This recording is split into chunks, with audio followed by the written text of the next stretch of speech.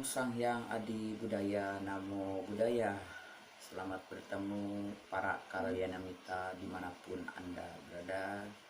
Sukihontu. Saya punya pengalaman pada saat saya pergi ke pasar dan katakanlah Anda membeli buah gitu ya. Dan saya bertemu dengan pedagang buah, kemudian terjadilah transaksi gitu. Akhirnya diputuskan membeli 2 kilo buah, katakanlah buah jeruk seperti itu. Nah, pada saat itu ada beberapa pilihan yang terjadi kalyanamita. Yang pertama adalah saya membiarkan pedagang itu untuk memilihkan buah-buah jeruk itu untuk saya gitu ya. Jadi memilihkan sendiri. Pilihan kedua adalah bahwa bisa saja saya yang memilih buah itu ya secara keseluruhannya, katakanlah 2 kilo itu adalah saya yang memilihkannya. Tapi ada juga pilihan ketiga ya, pedagang beserta saya memilih seperti itu. Setelah berhasil, kemudian singkat cerita pulang ke rumah ya. Setelah diperiksa pada saat ingin memakan buah itu, ternyata di dalamnya itu ada beberapa buah yang ya tidak sesuai dengan keinginan kita.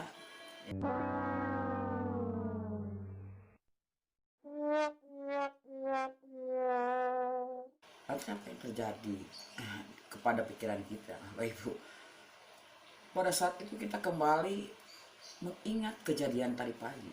Lalu saya tadi pergi ke pasar Anu ya, dengan pedagang buah di tempat lokasi yang seperti itu. Nah, setelah kejadian yang lampau, pengalaman lampau itu kita ingat-ingat, maka akan membentuk satu persepsi bahwa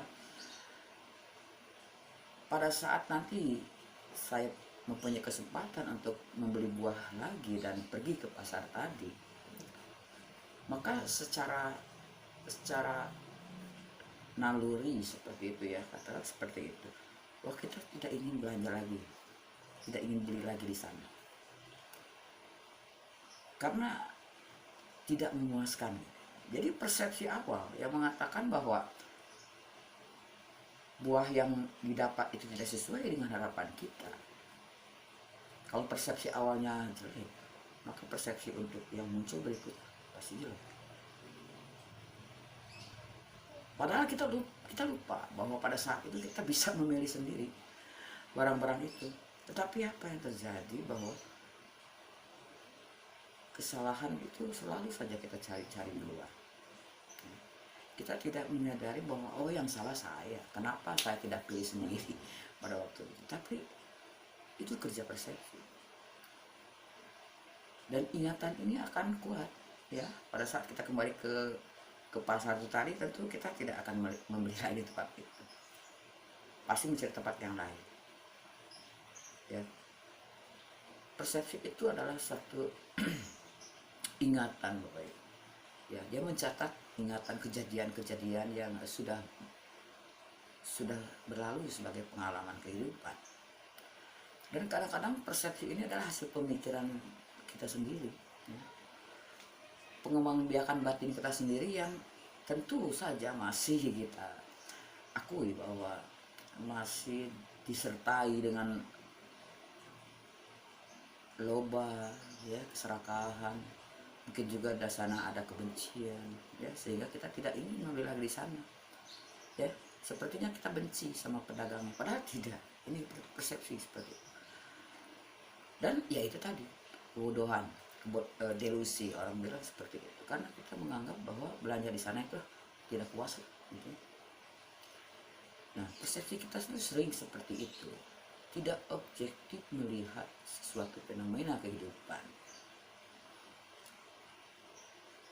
Kita pernah bertemu juga dengan misalnya seseorang ya yang dulunya katakanlah tidak baik, sampai saat ini pun sepertinya orang itu tidak baik ya. Pada saat kita bertemu kembali, wah ini itu persepsi. Bahaya dari persepsi ini adalah Bapak Ibu, persepsi yang salah seperti ini adalah menganggap sesuatu itu kekal ya, kita menganggap kekal. Kejadian yang lalu di masa lalu, pengalaman-pengalaman itu kita jadikan ukuran di saat ini. Berarti kita memiliki pandangan kekal, gak ada perubahan. Padahal kita tahu bahwa setiap momen kehidupan kita adalah perubahan. Ya. Kalau kita memiliki persepsi yang benar dan kita memahami perubahan itu, maka pada saat dulu kita pernah bertemu dengan seseorang yang menyakiti kita, pada saat hari ini bertemu, kita harus melihat dia secara objektif. Ya, mungkin dia beberapa hari yang lalu atau kemarin dulu itu bertemu marah-marah, mungkin dia sedang mengalami problem di dalam kehidupannya. Ya, dan kita mau melihat pada saat kita bertemu, kalau kita mengingat hal itu, maka akan muncul kedamaian. Ya. Pada saat dia memarahi lagi, kemudian kita ingat masa lalu, ya, bahwa dia pernah marah-marah seperti itu, maka muncul rasa belas kasih. Kasihan ya, dia masih marah-marah juga. Hati akan tetap damai. Pada saat kita berpikir seperti itu, ya, tidak ada kebencian yang terjadi, tidak ada muncul dendam di dalam hati.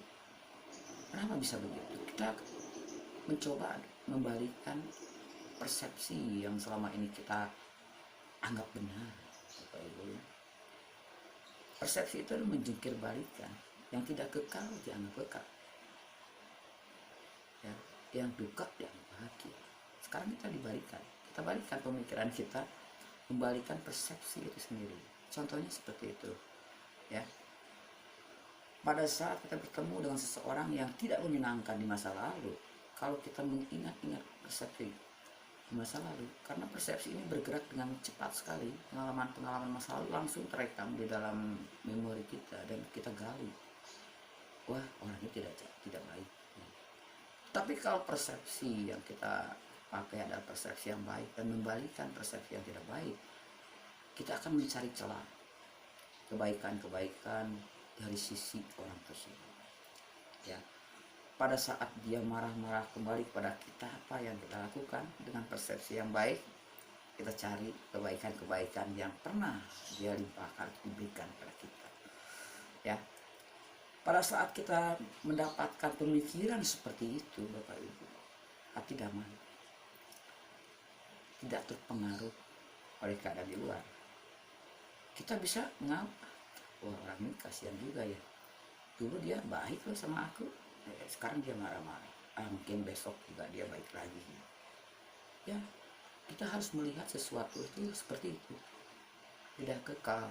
Kalau kita melihat mempunyai persepsi yang salah, maka menganggap semua fenomena dan pengalaman kehidupan kita anggap adalah sesuatu yang kekal.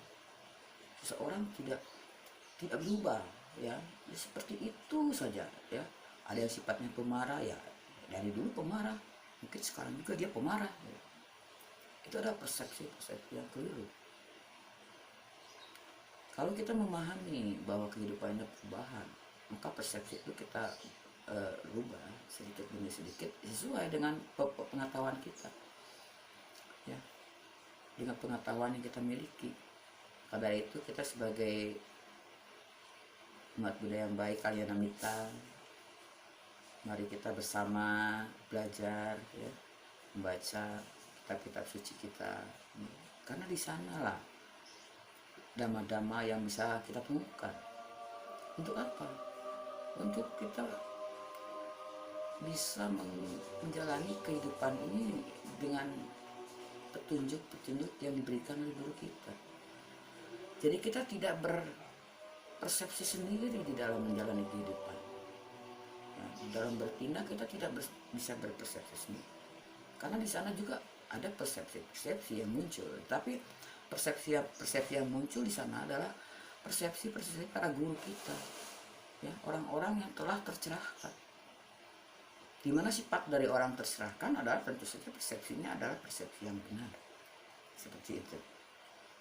Jadi daripada kita mempersepsikan kehidupan ini sendiri, alangkah lebih baiknya kalau kita mengikuti persepsi dari para guru-guru kita. Tetapi Sang Buddha sendiri tidak berpersepsi, ya.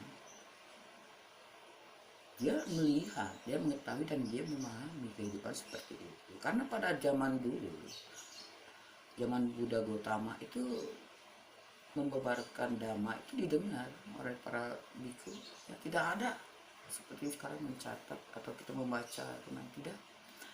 Mereka menyimpan di dalam memori-memori mereka, ya, di ingatan-ingatan mereka.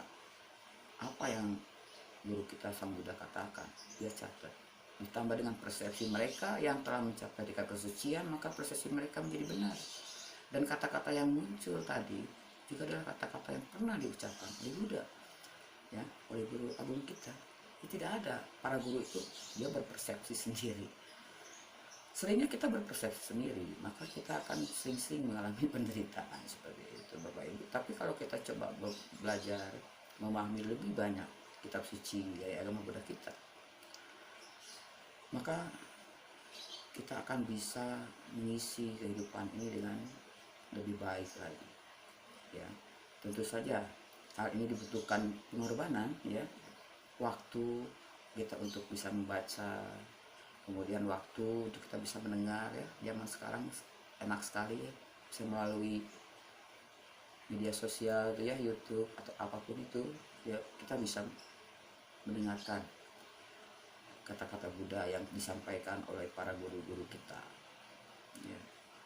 Semoga apa yang saya sampaikan ini membawa manfaat untuk kita bersama. Jadi berhati-hatilah dengan persepsi kita sendiri, ya, karena persepsi kita adalah bisa saja persepsi yang salah kalau tanpa didasari oleh pengetahuan yang cukup di dalam menilai kehidupan. Terima kasih. Semoga membawa manfaat. Namo Sang Hyang Adi Budaya. Namo